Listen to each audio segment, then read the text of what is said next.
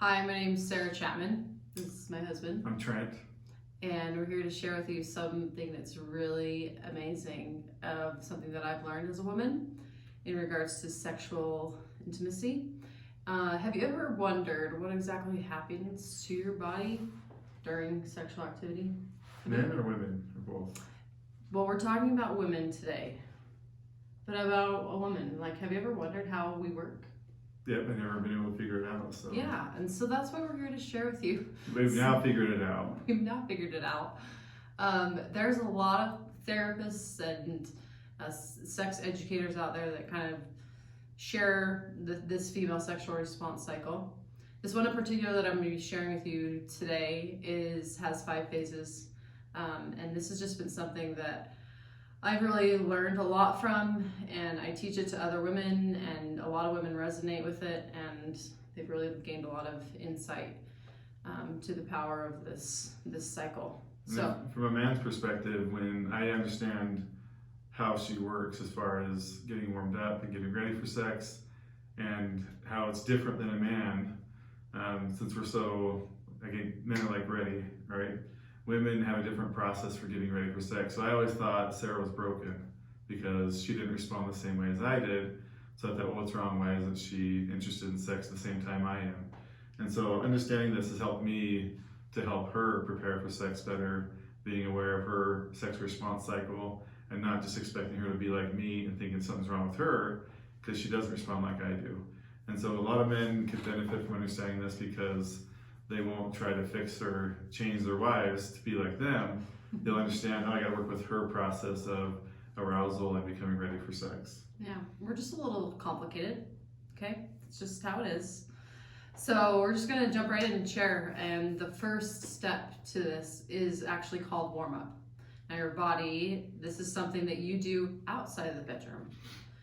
It's not something that you gotta warm up your wife or whatever in the bedroom. This is outside. So these are things you're doing outside to help just alleviate some of the things that's in her brain, because as a woman, we have so many things on our to-do list all the time. We're like a constant hamster wheel of things, like wife stuff, mother stuff, school, work, whatever's on our mind, and it's just like constantly there. And so part of this warm-up is coming to your partner and being able to, I like to call it a brain dump, because we as women love emotional connection, okay? And if we can get this before we're put on a bed and touched, it's really key. And this is where there's a big difference, because for men, they love and crave physical connection and sex because it creates emotional connection. So men don't usually need to feel that emotional connection as deeply. So we appreciate it, we like it, but it's not as big of a need for men to become aroused and have sex. Our emotional connection comes from the act of feeling wanted and needed by our spouse and having sex.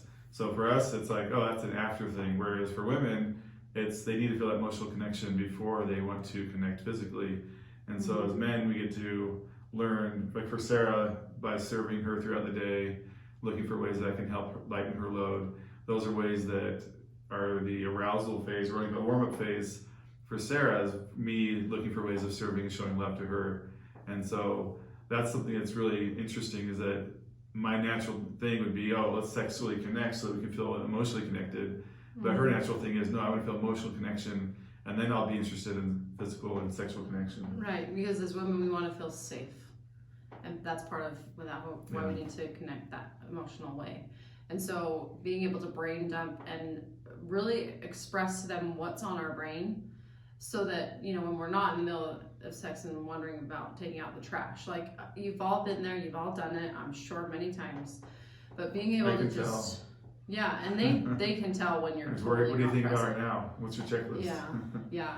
And so... Well, it's also more than just your checklist, though. It's also what happened that day. So some things you're still processing from that day, you can't necessarily just shut it off. Like, men are pretty good about focusing on that one thing and shutting off everything else. For men, a lot of time, for me, it's a stress release to be able to connect physically and just kind of forget about all the stress of the day. For women, they kind of have to have a verbal expression of the frustration and then the physical Then they can connection do can be okay. Otherwise, they're going to be thinking about this interaction they had with their friend or something that stressed them out with the kids. And so by not being aware of that, then there's that chance that she's going to be disconnected during sex and maybe not warmed up or aroused or even willing to participate in just doing it for you. And guys know this, it's not as good if she's not really there. If it's just using her body, it's not the same. Right.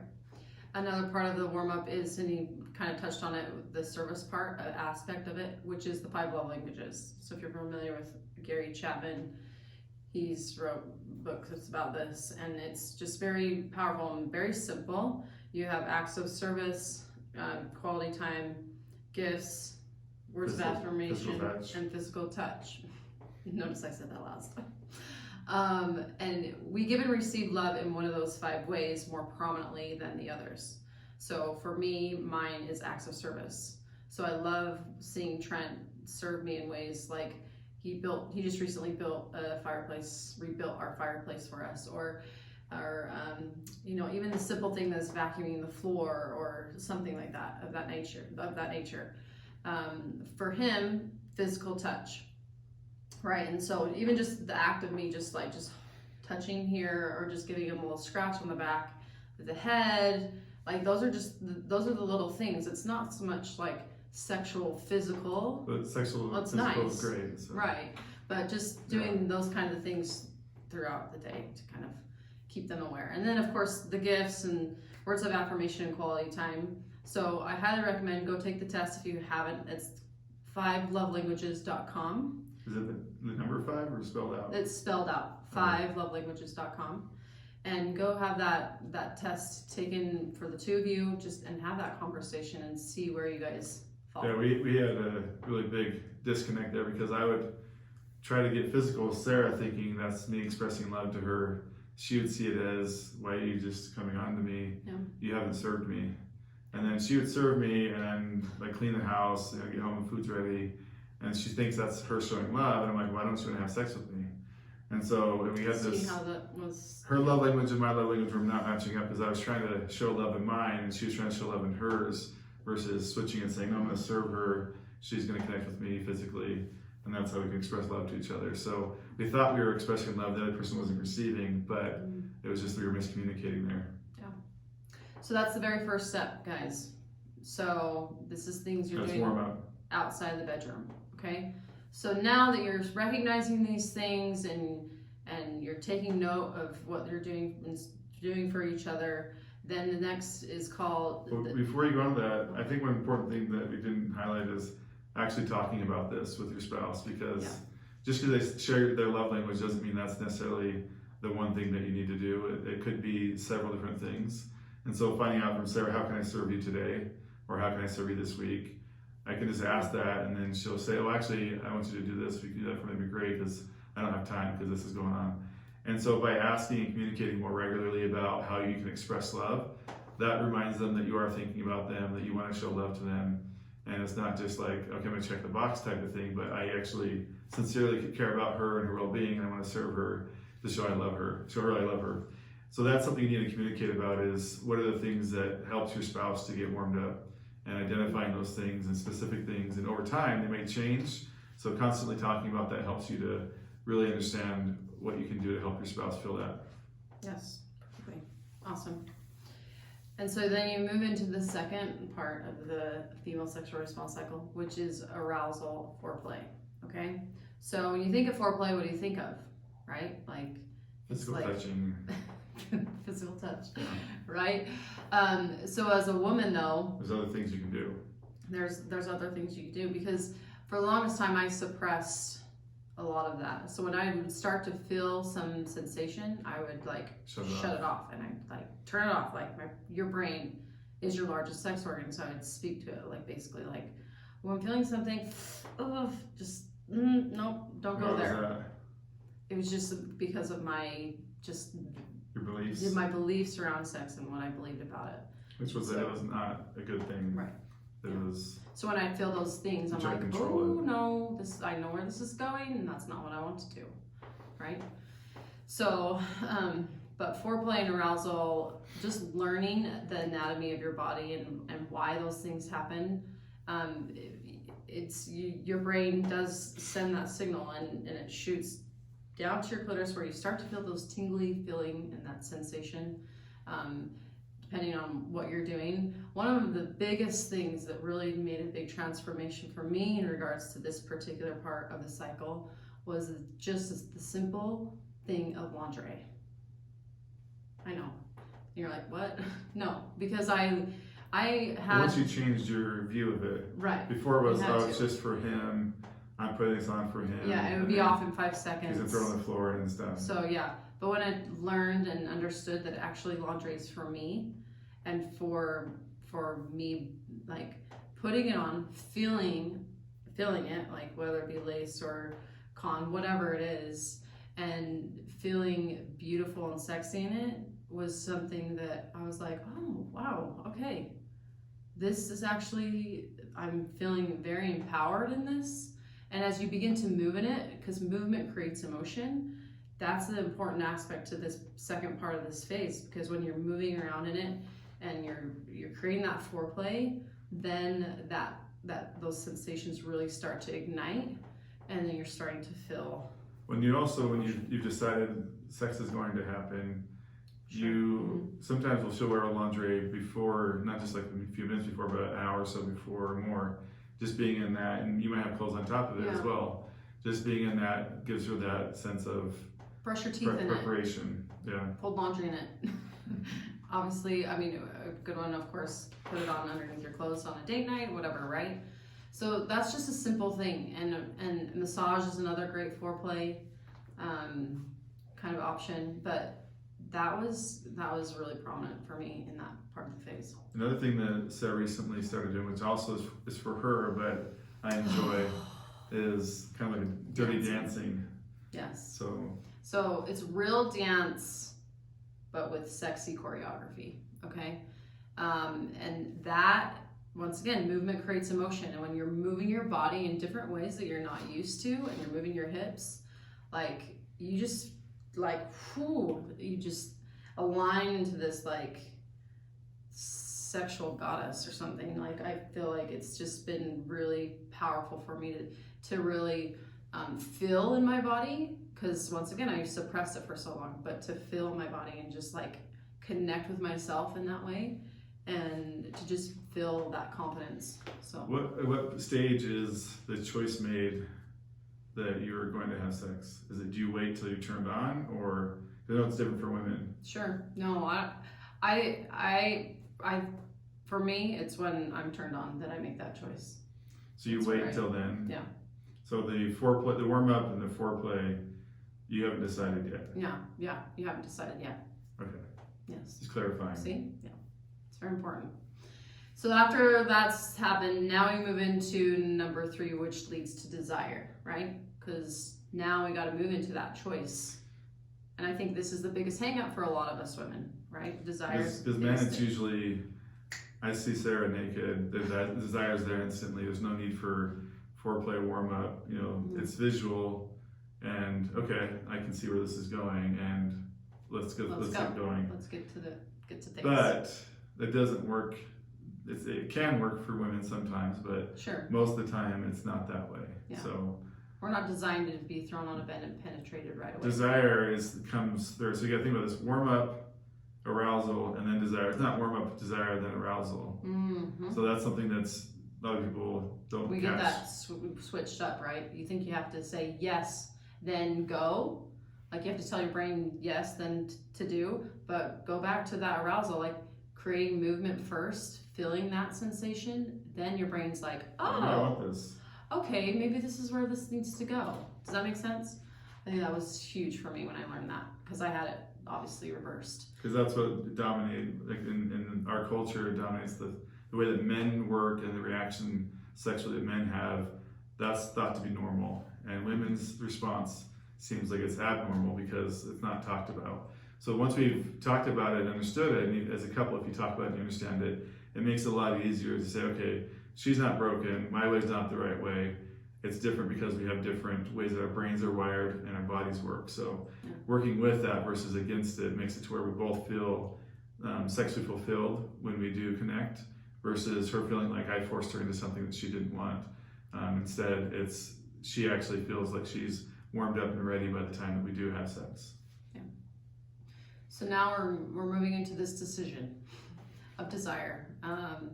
And as women, you might think, okay, in order for me to have desire for sex, I need to feel sexy.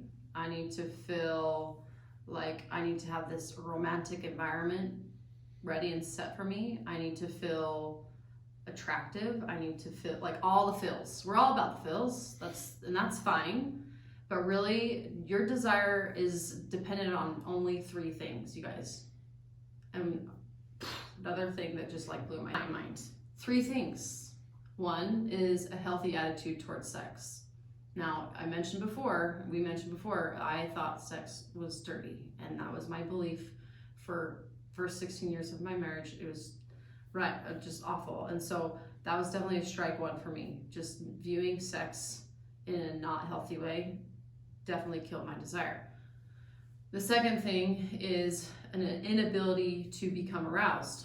So going back to the arousal part where I suppress, right, and not feeling that emotion, definitely strike 2 for me. This is different than not medically or physically being able to be aroused. Sure. Yeah. Yes. Because that's number 3. Oh, okay. Number 3 is where you have medical condition where you don't have a proper sexual functioning. It could also be the medication that you're on that causes that to be suppressed. So yes. So if one of those 3 things is something that you're struggling with, then clearly your desire is very low, right? And so analyze those 3 things, see where you can make So we're working on your beliefs, talk to your doctor if it's something medical, and then suppressing that arousal and feeling that sensation. Okay, and that's it. Like I was like, okay, I can work with those 3 things, right?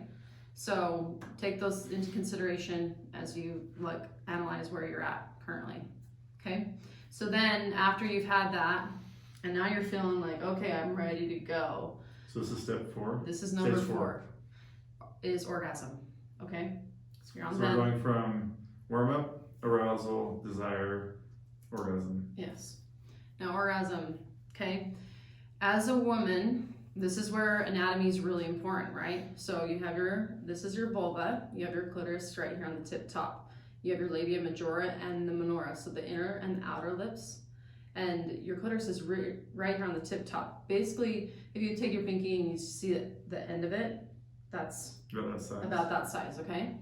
But what you don't see inside your clitoris is that it has legs kind of like a wishbone, okay? In that structure alone, it's actually 6 inches. You as a woman have 8,000 nerve endings in there. Just sit on that for a second. A man, his penis, has 4,000. So if you think that he's having a good time, well, you as a woman have double the pleasure, double the fun. And when if you engage anatomy, all that. Right. And to wake up those nerve endings, right? Because once again, when you suppress and not really activate those nerve endings, they do die, right? But they can be, revived or reactivated, whatever, with definitely proper lubrication and just being able to physically be intimate more often than you normally are, okay? And so orgasm is very important to understand the anatomy, because when you can understand that structure and its capacity, that when you're in that moment, you can just be like meditatively focused on your clitoris and its power, and it's amazing what can happen. So what percentage of women have never experienced orgasm? What are the numbers, like 13%? Yeah, 13%. So more than 1 out of 10 women say they've never had an orgasm. Right. So it's common. That doesn't mean you're broken, right? It's just being able to understand that your anatomy. There's also your brain. When there's a lot of performance anxiety, Or there could be past sexual trauma. There's a lot of things that can affect those things, but there's The other thing that you shared with me about, because Sarah's worked a lot with women one-on-one, is that sometimes because they have only had sex certain ways, they haven't had enough pressure on the clitoris, so they think that sex is only with penetration, therefore that's the only way that it works, and they haven't tried using toys or vibrators to help them stimulate that area of their body. So there's a lot of different ways that you can reach that without using just penetration. The percentages are now showing 95%, it was 85%, now it's 95% of women need clitoral stimulation. That's just on the outside of your clitoris. It's not penetration inside.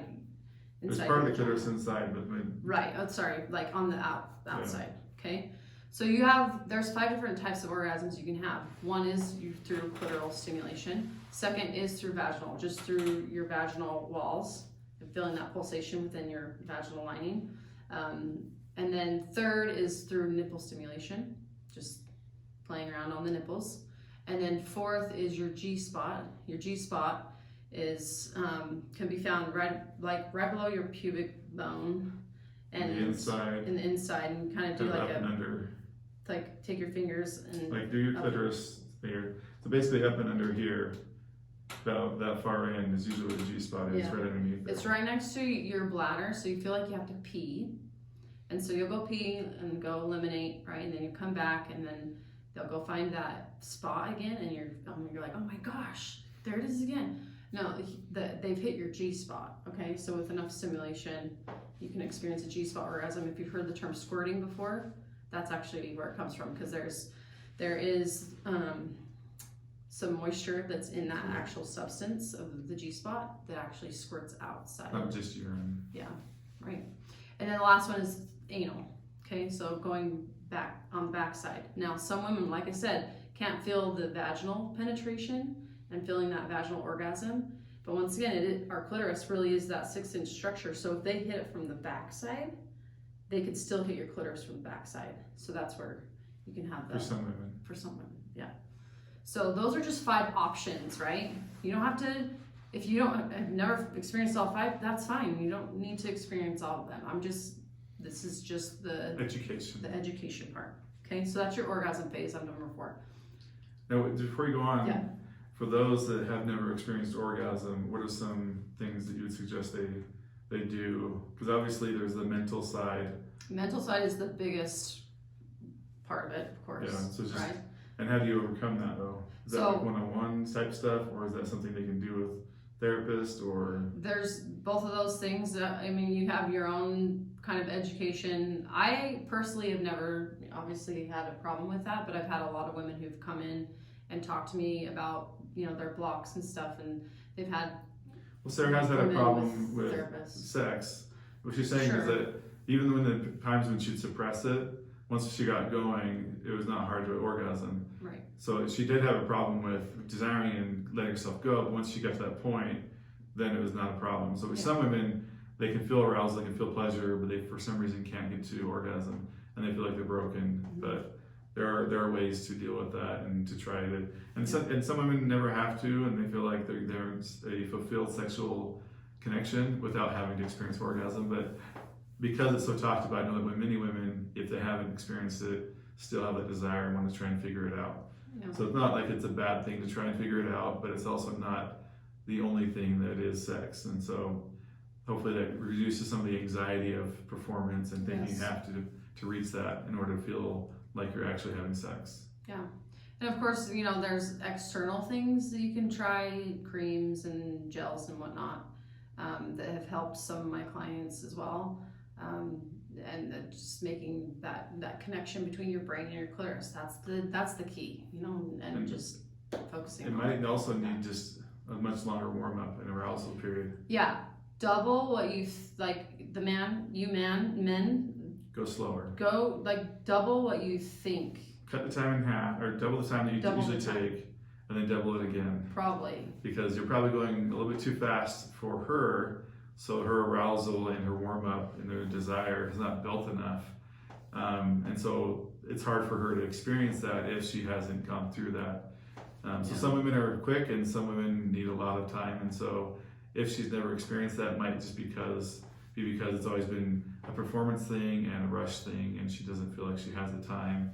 And she doesn't know that, but that's probably in part what's causing that Yeah. inability to reach orgasm. And that's why communication is so crucial during sex, because as a man, I'm sure that's really frustrating. Yeah, because we want to please our spouses. We want to make them feel like they're receiving pleasure and having a good time just like we are. Yeah.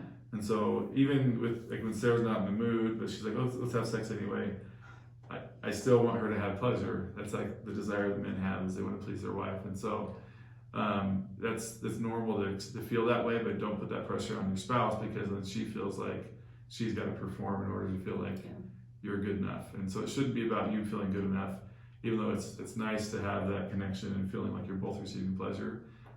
It does put some pressure on her, and that doesn't help with reaching orgasm. No.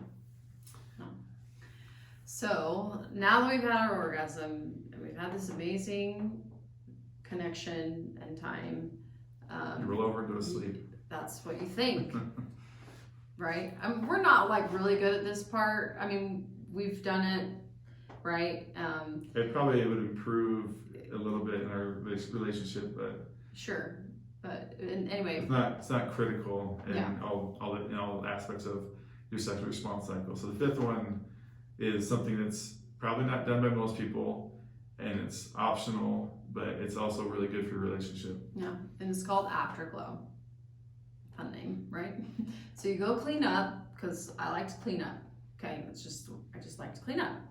And so coming back together and just talking about what you just experienced, because usually when you're in the act of sex, you're not having like full-on conversations of like. If you are, I said it's a. I mean, you're gonna tell them if it hurts or whatever. We're gonna try something different. Right. You're not gonna be like analyzing and breaking down like what's everything, going on, right? And so that's what this part is. It's just actually communicating what you just experienced, communicating what you like, what you didn't like, communicating what you would like to try next time.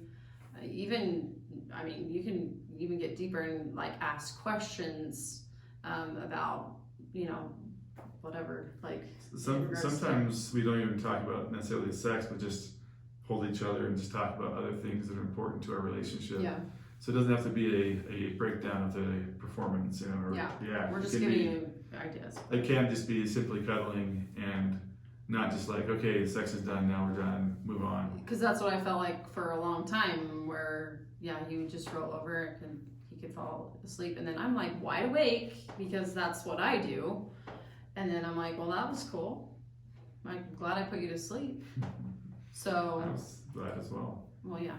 So that's afterglow. So once again, the 5 phases. You have your warm-up, you have your arousal foreplay, your desire, your orgasm, and your afterglow.